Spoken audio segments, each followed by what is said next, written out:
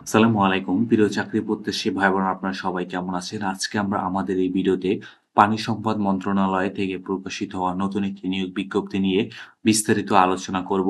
আপনি আমাদের এই ভিডিওর মাধ্যমে জানতে পারবেন আপনি কিভাবে আবেদন করবেন, আবেদন করার শিক্ষাগত যোগ্যতা, সমস্ত বিষয় A to Z আপনি এই ভিডিওর মাধ্যমে জানতে পারবেন। চলুন কথা না বাড়িয়ে আমরা তবে মূল ভিডিওতে প্রবেশ করি। মূল ভিডিওতে প্রবেশ করার আগে আপনাদের কাছে একটি অনুরোধ, আপনি যদি আমাদের চ্যানেলে নতুন হয়ে থাকেন তবে আমাদের চ্যানেলটি সাবস্ক্রাইব করতে ভুলবেন না। আমাদের চ্যানেল বাংলাদেশ থেকে প্রকাশিত হওয়া সকল ধরনের নিয়োগ বিজ্ঞপ্তিগুলো নিয়ে বিস্তারিত আলোচনা করে থাকে। চলুন আমরা এবার মূল ভিডিওতে প্রবেশ করি। আপনারা এখানে দেখতে পাচ্ছেন যে গণপ্রজাতন্ত্রী বাংলাদেশ সরকার কিন্তু পানি সম্পদ মন্ত্রণালয় থেকে এই নিয়োগ বিজ্ঞপ্তিটি প্রকাশিত করেছে।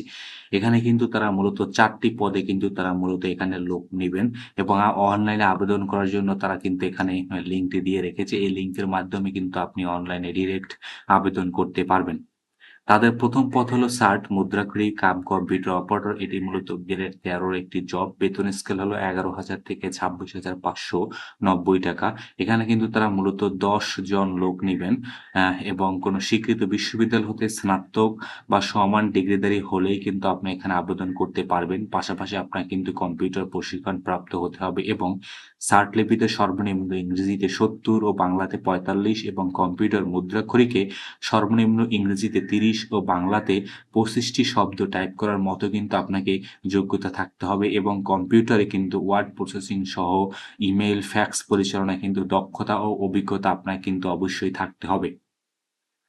কম্পিউটার ২য় পদ হলো কম্পিউটার অপারেটর। কম্পিউটার অপারেটর পদে তারা মূলত ২ জন লোক নিবেন। এটিও একটি গ্রেড ১৩ র একটি জব এবং এখানে কিন্তু তারা বেতন স্কেল নির্ধারণ করেছে কিন্তু ১১,০০০ থেকে ২৬,৫৯০ টাকা। কোনো স্বীকৃত বিশ্ববিদ্যালয় হতে বিজ্ঞান বিভাগে স্নাতক বা সমান ডিগ্রিধারী হতে হবে কিন্তু আপনাকে।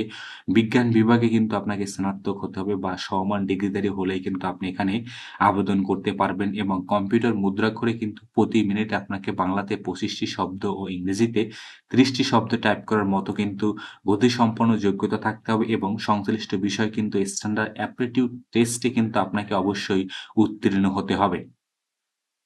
এবং ৩য় পদ হল অফিস সহকারী কাম কম্পিউটার মুদ্রাক্ষরিক। এটি মূলত একটি গ্রেড ১৩ র একটি ১৬ এর একটি জব। এখানে বেতন স্কেল হলো ৳৯,৩০০ থেকে ৳২২,৪৯০ টাকা। এখানে পদসংখ্যা হলো ৯ টি মানে ৯ জন লোক এখানে তারা নিবেন। স্বীকৃত বোর্ড হতে উচ্চ মাধ্যমিক সার্টিফিকেট বা সমান পরীক্ষায় উত্তীর্ণ এবং পাশাপাশি কিন্তু কম্পিউটার প্রশিক্ষণ প্রাপ্ত এবং কম্পিউটার মুদ্রাক্ষরে কম্পিউটার মুদ্রাক্ষরের সর্বনিম্ন গতি প্রতি মিনিটে বাংলাতে ২০ টি এবং ইংরেজিতে কিন্তু ২০ টি শব্দ কিন্তু টাইপ করার মতো আপনাকে যোগ্যতা থাকতে হবে। পাশাপাশি কিন্তু কম্পিউটার ওয়ার্ড প্রসেসিং সহ ইমেইল, ফ্যাক্স পরিচালনায় কিন্তু দক্ষতা ও আপনাকে অভিজ্ঞতা থাকতে হবে। অফিস সহায়ক পদে কিন্তু তারা মূলত ১৬ জন লোক নিবেন। এটি মূলত গ্রেড ২০ এর একটি জব। কোনো স্বীকৃত বোর্ড হতে মাধ্যমিক স্কুল সার্টিফিকেট বা সমান পরীক্ষায় উত্তীর্ণ হলেই কিন্তু আপনি এখানে আবেদন করতে পারবেন। এখানে আবেদন করার জন্য কিন্তু আপনাদের বয়সসীমা ১৮ থেকে ৩২ বছর নির্ধারণ করা হয়েছে। আপনার কিন্তু অবশ্যই ১ম এ মৌখিক পরীক্ষায় অংশগ্রহণ করতে হবে এবং মৌখিক পরীক্ষায় উত্তীর্ণ হওয়ার পর আপনাকে কিন্তু লিখিত পরীক্ষায় এবং লিখিত পরীক্ষায় উত্তীর্ণ হওয়ার পর কিন্তু আপনাকে মৌখিক পরীক্ষায় অংশগ্রহণ করতে হবে এবং এই পরীক্ষায় অংশগ্রহণ করার জন্য আপনার কিন্তু কোনো প্রকার টিএ/ডিএ প্রদান করা হবে না। এবং এখানে আপনারা যারা আবেদন করতে আগ্রহী তারা কিন্তু ডিরেক্ট এখানে যে তাদের যে ওয়েবসাইট রয়েছে কিন্তু আপনি ওয়েবসাইট এসেই কিন্তু আপনি এখানে ডিরেক্ট আবেদন করতে পারবেন। তাদের এখানে আবেদন শুরু হবে কিন্তু ১৯ মে ২০২৬ মানে গতকালকে থেকে কিন্তু আবেদন অলমোস্ট শুরু হয়ে গেছে এবং আবেদন চলবে ৮ জুন ২০২৬ পর্যন্ত। অতএব আপনারা যারা আবেদন করবেন আপনারা কিন্তু এই সময়ের ভিতরে কিন্তু আপনাদেরকে আবেদন করতে হবে। এবং আবেদন করার জন্য আপনার কিন্তু ১ থেকে ৩ নং পদের জন্য ৳১১২ এবং ৪ নং পদের জন্য কিন্তু আপনাকে ৳৫৬ বরাদ্দ করতে হবে। এবং ৳৫৬ আপনি পেমেন্ট করেই কিন্তু এখানে তাদের যে বাকি প্রসিডিউর বলা রয়েছে এর মাধ্যমে কিন্তু আপনি ডিরেক্টলি এখানে আবেদন করতে পারবেন।